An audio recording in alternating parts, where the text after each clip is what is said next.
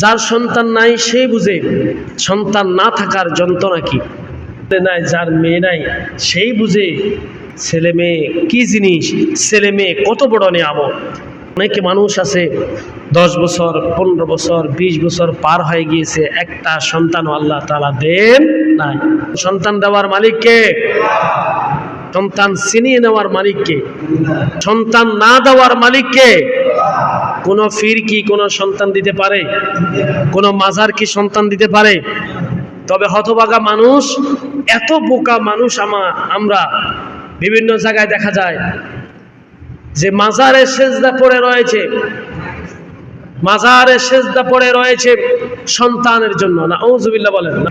আমি গতবারই খান জাহান আলী রহমতুল্লাহ আলাইহির মাজারে গিয়েছিলাম, পিরোজপুর এই বাগেরহাট, খুলনা গিয়েছিলাম, ওই জায়গায় খানজানি রহমতুল্লাহ আলাইহির মাজারে গিয়েছি, 60 গম্বুজ মসজিদে গিয়েছি। খানজানি রহমতুল্লাহ আলাই একজন জবরদস্ত আল্লাহর একজন ওলি, ওনার মাজারে দেখেছি অনেক মানুষ সেজদা দিতেছে ছেলের আশায় মেয়ের আশায়। একটা মহিলা সেজদা দিয়ে বলতেছে, বাবা আমার ছেলে নাই, আমার মেয়ে নাই, বাবা আমাকে একটা ছেলে দেন। বলুন না নাউযুবিল্লাহ। বাবা কি সন্তান দিতে পারে?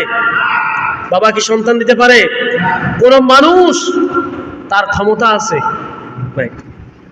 সে শিরিক করেছে, বরঞ্চ সে 1 নম্বর শিরিক করেছে, মাজারে সেজদা দিয়েছে। 2 নম্বর শিরিক করেছে, ওই মাজারের ভিতরে ওই ফির, যে ফির মারা গিয়েছে ওই ফিরের কাছে সন্তান চেয়েছে। শিরিক তো শিরিক, বড় শিরিক সে করে ফেলেছে। তাহলে সন্তান দেওয়ার মালিক কে? আপনি হতাশ হতে পারবেন না, হতাশ হওয়া যাবে না। তো বছর আপনার সন্তান হয় নাই। আল্লাহর 6 নম্বর হযরত ইব্রাহিম খলিলুল্লাহ আলাইহিস সালাতু ওয়াস সালাম 84 বছর সন্তান নাই। কয় বছর?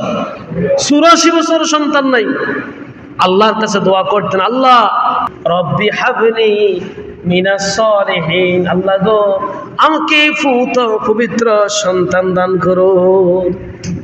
একদিন 2 দিন নয়, 84 বছর আল্লাহর কাছে দোয়া করেছে।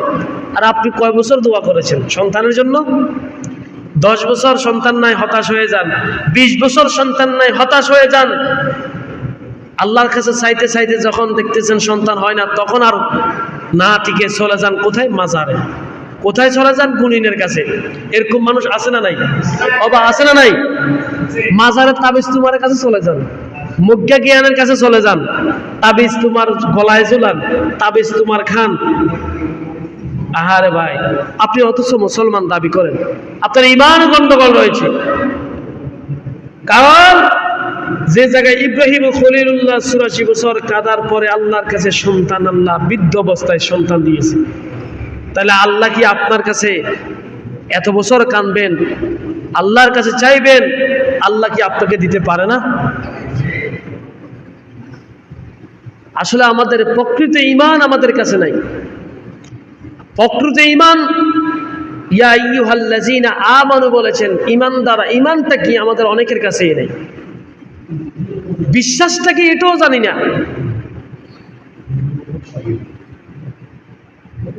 আল্লাহ তাআলা বলেছেন, ইন্নাল্লাহা মা'আস সাবিরিন, ইয়া আইয়ুহাল্লাযীনা আমানু ইসতাঈনু বিস-সাবরি ওয়াস-সালাহ।